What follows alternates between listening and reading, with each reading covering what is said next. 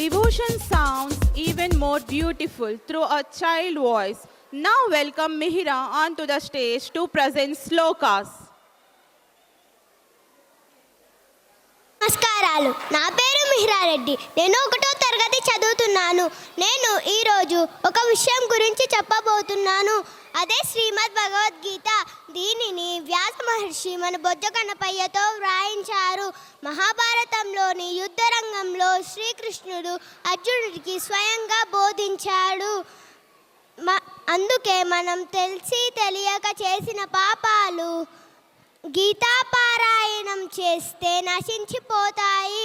భగవద్గీతలోని 3 శ్లోకాలు నేను చెప్పబోతున్నాను. మొదటి శ్లోక, జాతస్య హి ధ్రువో మృత్యుః ధ్రువం జన్మమృతస్య చ తస్మాదపరిహార్యేర్థే న త్వం శోచితుమర్హసి. అర్జున, భావం అర్జున, పుట్టినవారు గిట్టక తప్పదు, గిట్టినవారు మళ్ళీ పుట్టక తప్పదు. ఇది ఎవరూ ఆపలేని విషయం కనుక దీనికోసం నువ్వు దుఃఖించటం తగదు. రెండవ శ్లోక, ఉద్ధరేదాత్మనాత్మానం నాత్మానమవసాదయేత్ ఆత్మైవ హ్యాత్మనో బంధుః ఆత్మైవ రిపురాత్మనః.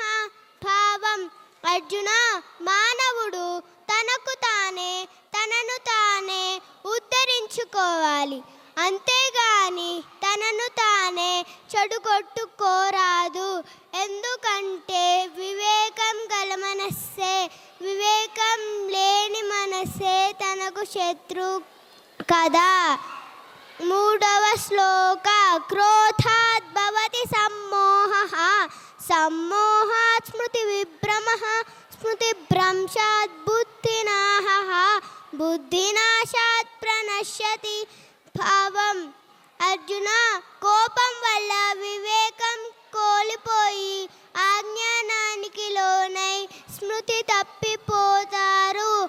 ఆపై బుద్ధి నశించి చివరికి మనిషి సర్వనాశనం అవుతారు. ధన్యవాదములు. Grace, clarity and devotion. Beautiful